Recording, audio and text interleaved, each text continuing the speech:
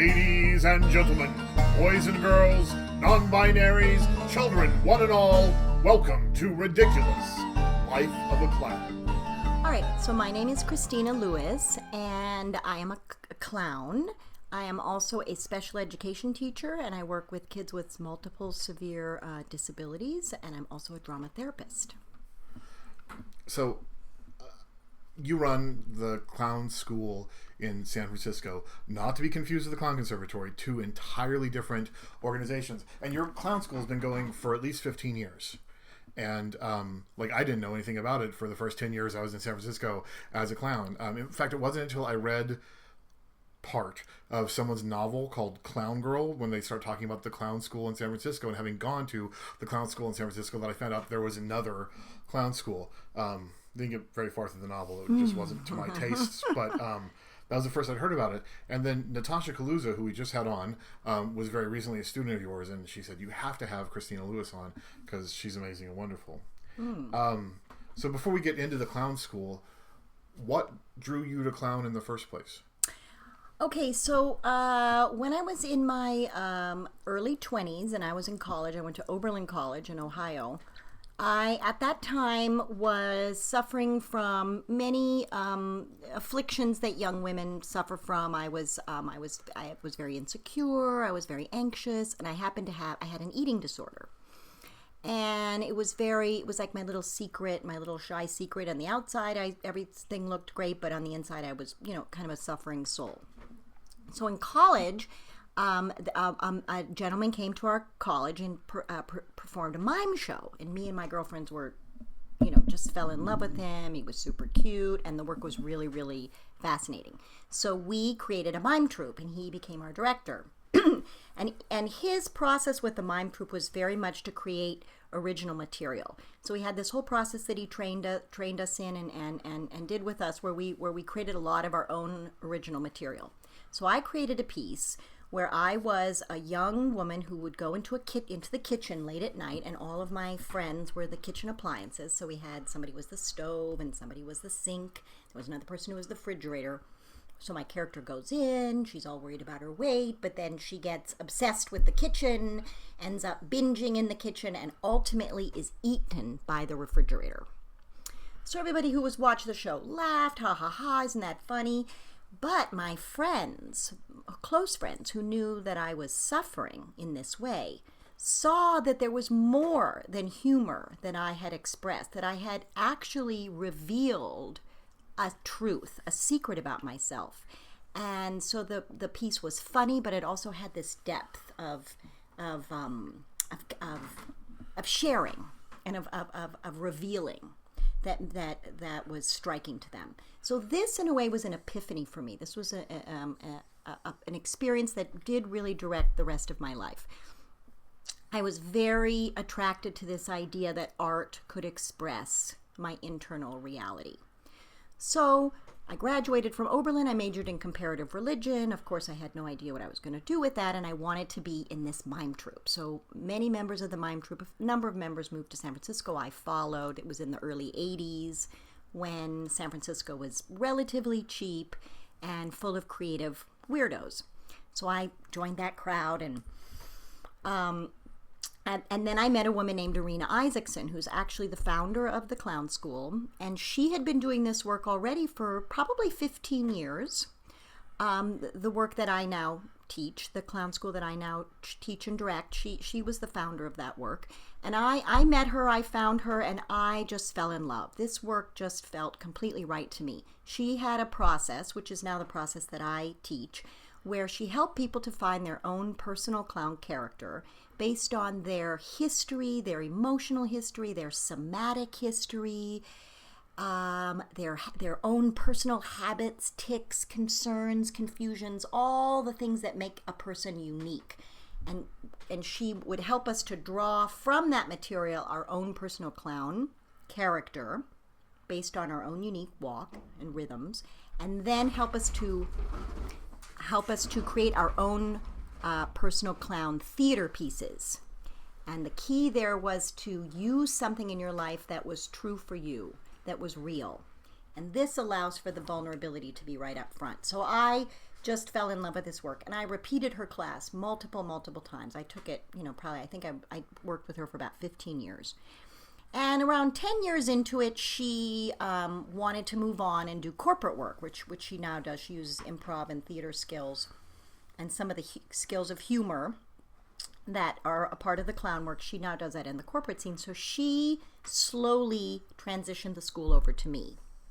And I've kept it alive now for another 20 years. So the school's had about a 35-year history in the Bay Area. A long time. It's a long time. And that's kind of concurrent with the original Pickle School. I think the original Pickle Family Circus School was started in the early mid-'80s.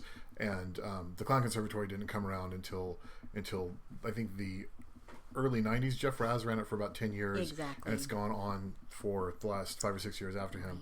But the Pickle School came into being around that time too. Exactly. Were you aware of each other at that point? Well, the thing is that Arena always drew from a different crowd of people, and I've continued to do the same. We draw people who are not necessarily performers. We draw people who are just regular people.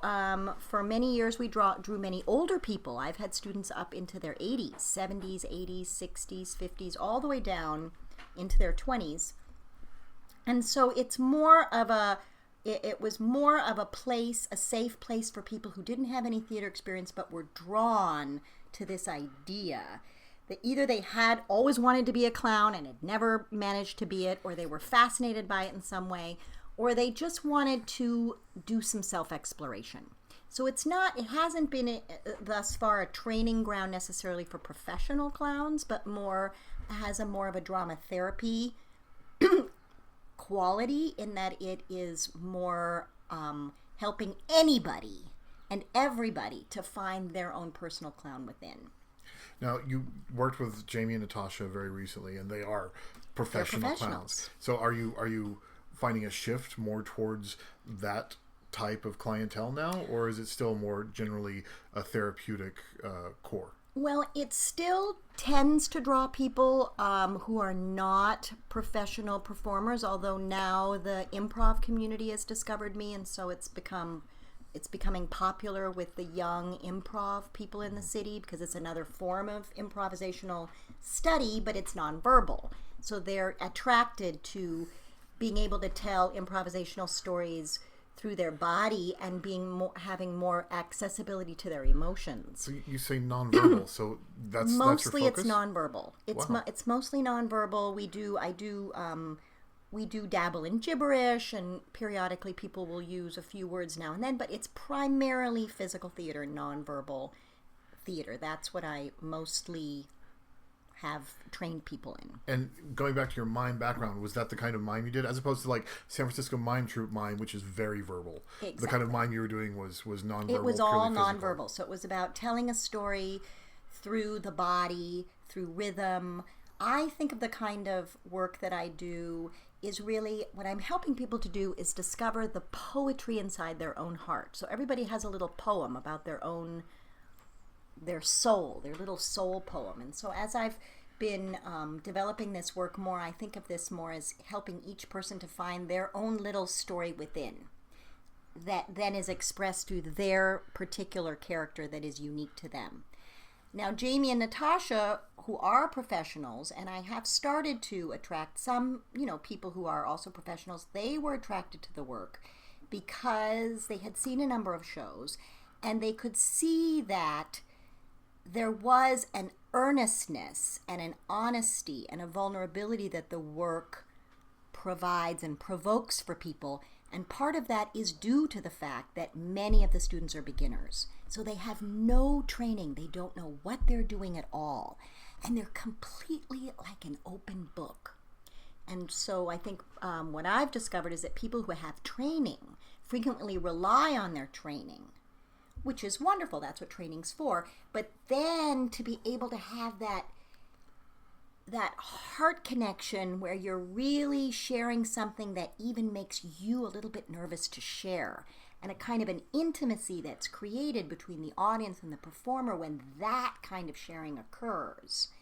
That, I think, is what they were attracted to, what they had seen in the shows that they had come to watch. and I think what they got out of the work. Weirdly, when I went to the Clown Conservatory, that's not part of the dogma. Having talked to Jeff, we had we had a disagreement as to what the dogma was, but that was what I pulled most out of my clown training, was the vulnerability and the emotional honesty, and that is what appeals to me most in not only being a clown, but it completely rewrote the way I lived my life after that, where I'm far too open and far too honest about the things going on inside of me with the world at large. We talked earlier very briefly about Clown College, as in Ringling Brothers, Barnum and Bailey Clown College. Can you tell me a little bit about that? Yeah, so I went to Clown College. So after I studied with Arena, or while I was studying with Arena, I also then I joined the drama therapy program. So I got a master's in drama therapy, and I, right from the very beginning, knew that clown was my medium, and I wanted to use clown as my way to ultimately become a drama therapist.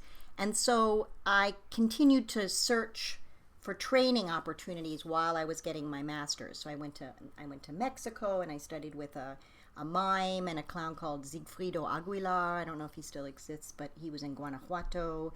I went to Prague, and I studied with Stibor Turba, who had been a student of Lecoq and De Croo back in the day. Then I also went to Ringling Brothers Clown College, where I did the 10-week course. But I decided I didn't want to be a part of the circus because it wasn't my calling, that particular aesthetic. So I continued to search and train in as many places as I could, and Clown College was definitely one of those places. So you mentioned briefly Lecoq, and it sounds like your predecessor at the clown school had a very similar approach to developing clown, that it comes character first and structure afterwards. Again, my only frame of reference is the Clown Conservatory, which has the opposite dogma, in that it is structure first and character later. And character was, at that point, like a second year or beyond thing. Character wasn't really introduced at all in the first year. So what are the correlations there, or differences between the structure that you're teaching and someone who's coming from a specifically, Lecoqian background? Well, character is absolutely first for the work that I do. And I think that Lecoq had a huge school with multiple different training elements, clown being actually the final segment of his 2-year training program. But many of the concepts that Lecoq became so famous for, I find fascinating. So the use of geometry of the space, the ability to corporeal mime, being able to express not only your own personal story, but the environment around you, just the body as the ultimate storytelling device. And I only studied with Lecoq for 10 days at a workshop in Pennsylvania, so I didn't do the 2-year training. I would have loved to. It was one of those paths not taken. But I do feel that I draw more from that European aesthetic and approach than I do from certainly the Ringling approach or the Clown Conservatory approach. So, completely changing tracks. In your history as a performer, again, your work has been primarily towards drama therapy and education, as opposed to paid clown performance. Am I interpreting that right? Well, so I've pursued both tracks simultaneously. So when I first began clowning, I had a partner, and we made our little birthday party show. This was in the beginning, in my mid-20s. I still do that show. So for many years, I did birthday parties, and then I did stilt walking. I had multiple stilt characters. And then I had different, like I went to Switzerland, and we had made a street show, and we performed a street show for a little while. I was in a group called the Clown Conspiracy with Moshe. I don't know if he's somebody you've interviewed, but I haven't interviewed him. But he's a very interesting character too, Moshe Cohen. He's a clown who's done a lot of work in Europe. And Clowns Without Borders. He was one of the co-coordinators of that in America. So I worked with him for a number of years. Right now, for the past 12 years, I've been a part of a troupe, a small troupe of myself and 2 gentlemen, James Pelican and Luis Vaiz, and we perform every year at the Chautauqua Arts and Ecology Center, and we have a group called Clowns on a Stick. So we've made 3 full-length shows over the last 5 years. So I teach. So I teach my adult program, where I do workshops, 2 workshops a year, and then I do these 20-week performance courses, 2 of those a year. And then I've been directing self-revelatory performance pieces for the drama therapy program for many, many years, many of which were using clown as a medium, where I help people to sculpt a 35-minute piece about, again, what's going on in their lives, but help them craft a piece of art, theater, poetic theater, out of something that's true and real for them. And I've also started to direct 1-hour clown shows. So I've had students that have worked with me for 11 years straight, and they've created a lot of material. So I've started to help them. I did 2 last year, and I'm going to have 2 or 3 scheduled for the fall, where I help them to pull all that material together and craft their own 1-hour show.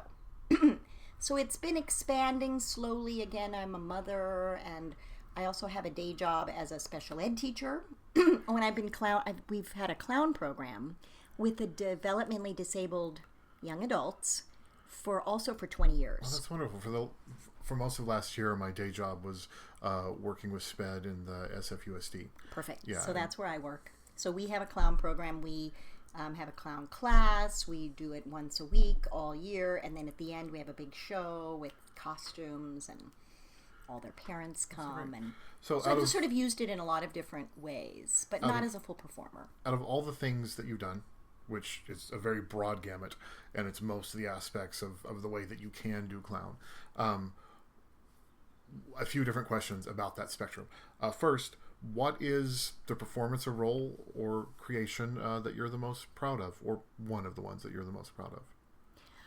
Well, I really feel so passionate about the work I do with the adults and the beginning work that I do. It's such a beautiful process to have a group of people that are committed to each other and to the process for 5 months, helping, creating this beautiful group energy, sense of camaraderie, the sense of play and magic that can be engendered when you have a group that's committed like that, and then helping them to locate something that's really meaningful to them and helping them to create a beautiful piece of theater out of that is extremely satisfying. And I think the shows are beautiful. They're very unique. The material is unlike anything that's ever been seen before, because each piece is crafted out of that unique individual's aesthetic and life history and their own unique body. So no 2 pieces are ever alike. So I find that material constantly stretches me in terms of the artistry of it. I also thoroughly enjoy working with my 2 clown partners. And that's Clowns on a Stick. Yes, and I absolutely love working with them. That has been a great opportunity for me to actually be a performer and experience that role for myself. So, again, on that same spectrum, as a professional performer, I guess this would also qualify as a teacher as well, but more as a professional performer, it doesn't have to be but one of the weirdest gig that you've ever had? Oh, I've had some weird gigs.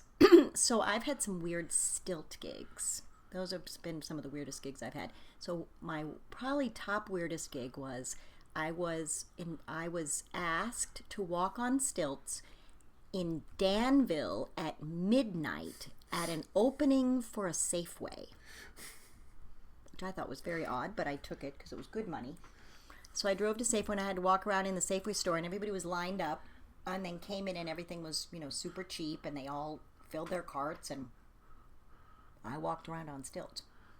I also had to walk on stilts. I had to entertain at a middle school graduation dance. That was also odd. Not a good fit. Well, so I've had some weird gigs. What era was the middle school graduation dance? Well, that was maybe 15 years ago, and it was in the suburbs somewhere. So probably a little before Bottled Water. When I've sent people to school events as stilt walkers, that's always an issue. Is bottled water and bottles on the floor and water on the floor nowadays in the You can dark slip. in a dance. It's so common, and it's come up a lot when sending, and I'm trying to avoid sending people to schools if I possibly can. In fact, booking gigs for schools, unless it's a stage show, is something that I try and avoid doing at this point, because there are just so many complications. Oh, I'm sorry. There's one more piece of work that I do. So I also teach children. So I teach. It's sort of interesting. I now teach at 5 Bay Area French schools, and I teach the pre and I do I do a little show. I have my little show, and then I do a 5-session course where I teach them little skits, and then we produce a little show. So that's what I did wonderful. today. We did a little show today, and then I also teach at a camp, a summer camp, a performing arts family camp, where again in 5 days we have this great creative wild experience, and we put on a big show. So kind of these very quick crazy kid shows that you put together in 5 days. And these sketches, they're using like classical forms, like not necessarily entrees, I'm assuming, but things that you can repeat over and over again with lots of different kids under lots of different situations. Well, right. So with the preschool kids, I have 4 small skits, some of which I've drawn from Ringling, like the Long Lost Friends, the classics. And those I teach to the preschool kids. However, at the camp, we allow it to be creative freeform. So I have a giant box of props, I have a giant thing of costumes, and basically we allow the kids to come up with the ideas, and then we quickly we allow for complete creative freedom, and then we direct, kind of tidy it up and make it work. And then again, I'm most excited about the ideas that come out of other people and how I can help to shape their ideas. Less interested in classic skits that I teach people to do. So I'm more interested in the creative process and how people come up with original ideas, and then my job is to stage it and give them the skills in terms of the takes and the timing to help their skit work theatrically and yeah. So when you yourself are creating work, not as a director, but as a clown, when you're creating work, what is the theoretical framework that you use to know that it's going to be good before you get in front of an audience? How do you know that you're going in the right direction? What are the guideposts that let you know that what you're building is actually good work? Well, so in terms of creating material for myself, I mean, I do have this work that the body of work that I've done for children for many, many, many, many years. And so as we all know, you just get better and better at your little signature act.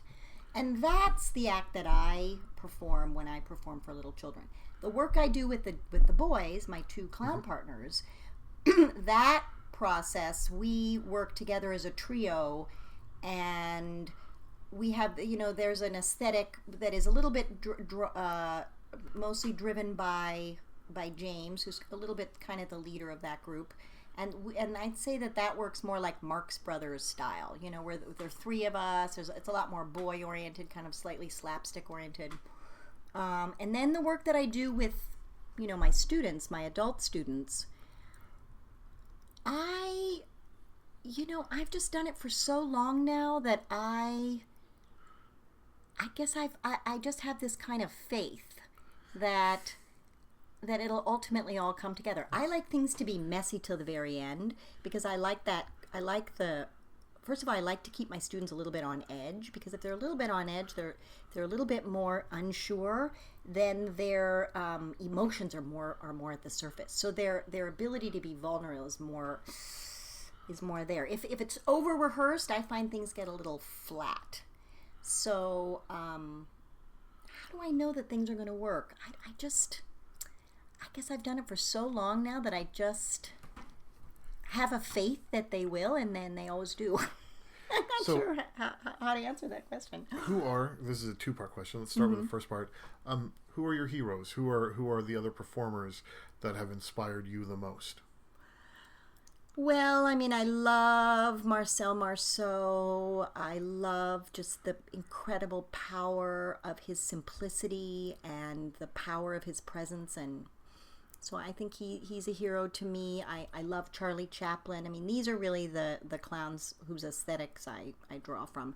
I love Lucille Ball. I think she's just wonderfully hilarious in all the scenarios that women find themselves in. I also love the movie La Strada. I love the character. I forget what her name is now, Giulietta Massini. She's the wife of Fellini, and she's in that movie. And there's something, I love the tragic clown. I love the Slava Snow Show. I find that to be one of the most brilliant clown shows I've ever seen. And I love the tragedy and the pathos in the Russian work. And they don't try to make everything funny. And the other thing I love about the Russian work, and especially the Slava Snow Show, is that the pieces end vaguely. There's a vagueness to the end, and I'm attracted to that because I think that's how life is. There are no clean wrap-ups. There is no tight answer. Things are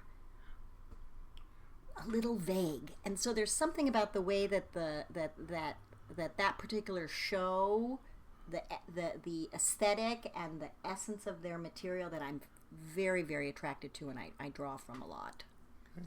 That kind of leads directly into the next question, which are what are the media that influences you? The music, the film, the television, the other comedians or comics or clowns, which you kind of covered already. Mm-hmm. But what are the media that influences you?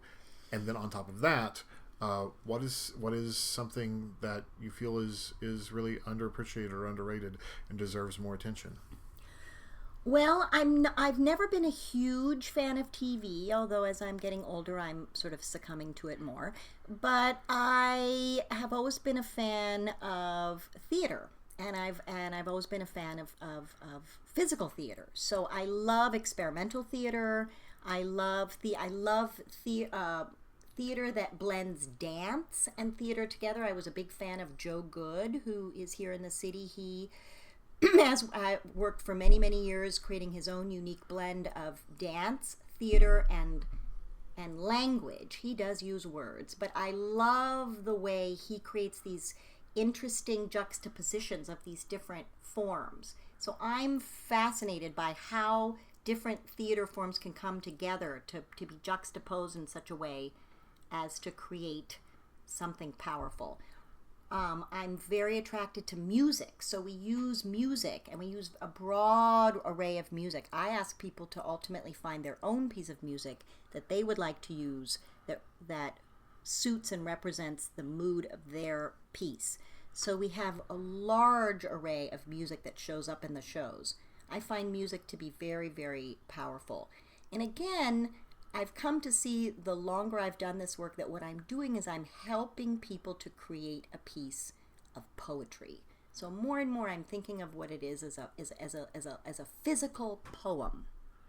So again, and what differentiates a poem from a novel or a short story is you're taking the essence of the matter. So it's like the essence of you and the essence of your life at the moment and how that expresses itself. And again, I don't think that it has to be funny. So this is something, another part of my philosophy. I think that the human condition is inherently funny in the sense that it's absurd. We find ourselves in this absurd situation, which is called life. We're born, we work very, very hard to become somebody and make something of ourselves, and then we get to the top of the mountain, and then we go down, and ultimately we die.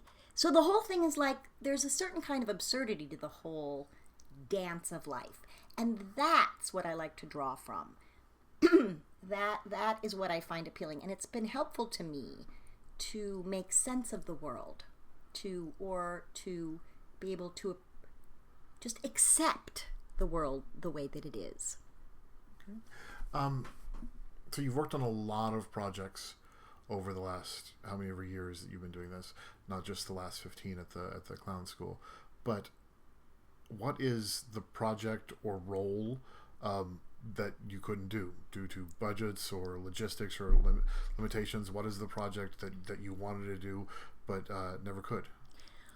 Well, I mean, I would like to perform more, so I focus mostly on teaching because that felt safe for me. I think maybe I was a little bit insecure. I didn't have maybe the ego strength at the time to be a performer primarily.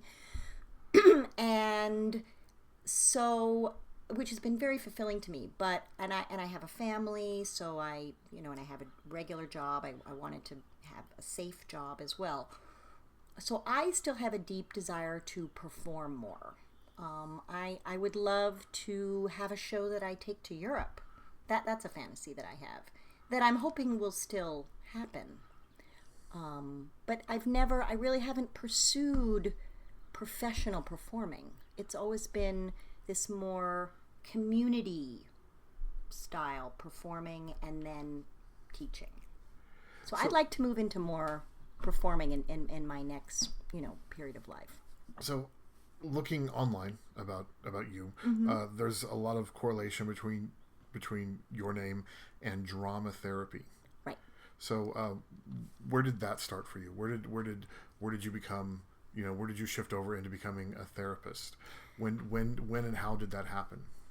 Well, my initial experience, that was the experience that set me on this path of revealing my eating disorder via this skit about the kitchen.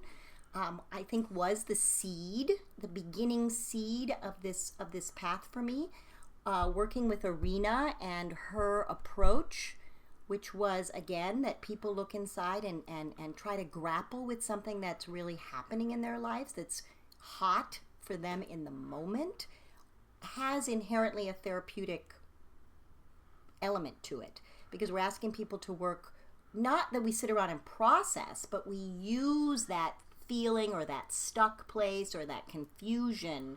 We take it into the body, we create gestures for that. I work a lot with, one of the techniques I use is I have people locate something that's real for them, and then I have them create a whole physical reality for that experience. And then I find that always there's something hidden behind what we show to the world.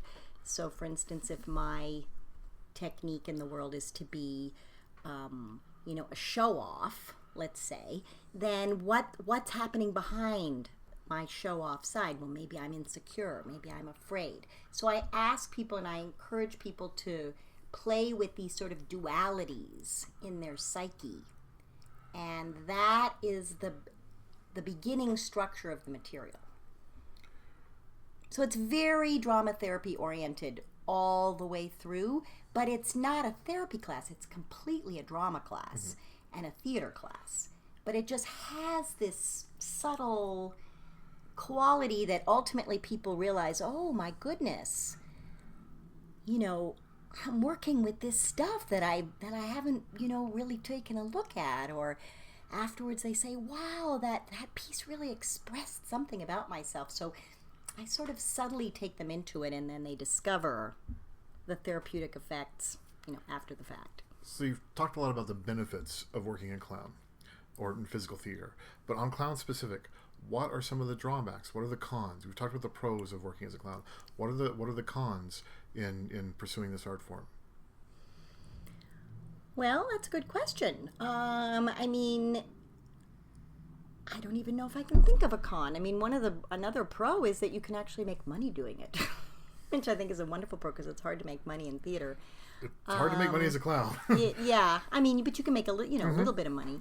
Well, and most of the people that we've had on the program are people who only perform for a living. Right, exactly. And that's wonderful for them. So many of the people who came out of the Clown Conservatory with me, so many of the clowns I know, I'd say 2/3 of them, have jobs, and 1/3 of them just perform for a living, and that's excellent. And that takes them all over the world, and some of them made it into Cirque, and some into Ringling, and some are in other circuses. Right. But the vast majority of them teach for a living, because that's, you've got to hustle constantly. You do. I wasn't built to be a hustler, so I oriented towards production instead, because producing, I can have a day job and still produce. But for most of the clowns that I know, it is a constant grind and a constant hustle just to get by. But you can feasibly make a living at it. And I think that is one of the main reasons why I did not choose that path. I didn't want to be a hustler. I don't like hustling, and also I had a very hard time selling myself. That's why I'm still so low key and nobody knows that I exist, because I have this modesty feature of myself, which is, stay small, stay humble, which is also why the clown is a good character for me, because it sort of fits my personality style. But just the sheer length of time I've been doing it has, brings me the clients that I need and that I can handle. So right now, what's going on in your life? What are you working on? What is the next 6 months or so for you as a teacher and a clown? Well, so I'm working on a piece right now with my two guy friends, James and Luis, and we're performing. It's called Rhapsody of Fools, and it's a half-hour piece that is going to be performed at Cinnabar Theater before the Opera Pagliacci. So we're the opening act. Wonderful. And so we're like the roustabouts, because it's a commedia, it's a commedia troupe in the opera, about a commedia troupe, and there's a clown. And it's a tragedy. Everybody gets murdered. So we have this sort of wonderful spoof. We have to set up this theater, and then the performers don't show up, and we have to fill in. It's quite fun. So that's going to be starting next weekend. So that's 3 weekends in June. And then I'm teaching for 2 weeks at the camp I teach at, Cazadero Performing Arts Family Camp. Oh, I also have a gig. I'm going to help teach a company up in Sacramento of disabled and non-disabled actors, and so they got a grant, and they're hiring me to come up and do 2 weekends where I'm going to do some clowning with them and help them to create a clown show. And then in the fall, I have 3 individuals who have asked me to direct and help them to each create an hour solo show. So that's something I feel really pleased about, is that when I was younger, I desperately had things to say, and I wanted desperately to say them, but I didn't know how. And so I really enjoy my role as a person who can help somebody make their hour show, because that's something that I always craved and wanted, but it's very hard to do on your own. So in a way, I feel that I'm helping people to achieve that lifelong dream of their own show, that they get to really share and express who they are. So I'm very excited about that, and there's 3 of them for the fall, so that'll keep me very busy. Sounds great. Okay, 2 more questions. Is there anything that you would like to share to all clowns? Something that you would like all clowns to hear or know? Something that you think that you wish you could express to more people who perform in our art form? Well, let's see. I think we're lucky. It's a wonderful art form, and I feel very blessed to be a part of it. And well, let's see what I want to say to all the clowns. Keep up the good work. We need laughter more than ever. And not only do we need laughter, but we need to see our common humanity. I think part of what we can do as clowns is we share our hearts with each other and with our audience, and in so doing we help to create unity and connection. One of the things I absolutely love about clown shows is the lack of the fourth wall. The empathy, the energy that is created between the audience and the performer can be so profound in clown, and it creates community and a sense of shared of a shared experience. And I think not using language, not using words, also helps with that, because it keeps people out of the mind and in the heart. So as they're watching the material, they're reaching out with their emotions towards the performer, and they're not intellectualizing or analyzing what they're seeing, but they're just there in the present moment to moment with the performer's experience. And so it creates this kind of shared human oneness that is true for all theater, but I think can be particularly true American clown. So I say, let's keep on going, especially now with Trump in office. We have lots of material. So, one last question. If you could tag any 3 other clowns to be after you on the podcast, who would they be? Well, James, my James Wilson, I think or James Pelican, that's his last name now, would be a great clown to peg. He does wonderful work. And Shobi Doby, are you familiar with her? She's a clown in the East Bay who's done a lot of work with hospital clowning, and she had a hospital clown newsletter for many, many, many years. I think she's a rich. And, well, my teacher, Arena, doesn't really clown anymore. But, have you, let's see, David Magidson, are you familiar with him? He's a clown, or also a Ringling clown, and he's had a full-time clown business, and he lives actually here in the Inner Sunset. Wonderful. All right, Christina, thank you very much for coming and joining us today. Thank you so much. And if people want to find you on the internet, they would do so at clownschoolsf.org. Anywhere else? That's it. And if you just Google clown schools in San Francisco, I think it comes up first. Okay, great. Thank you very much, Christina. Right. Bye-bye. Thank you for listening, ladies and gentlemen. If you'd like to hear more, you can find more of our programs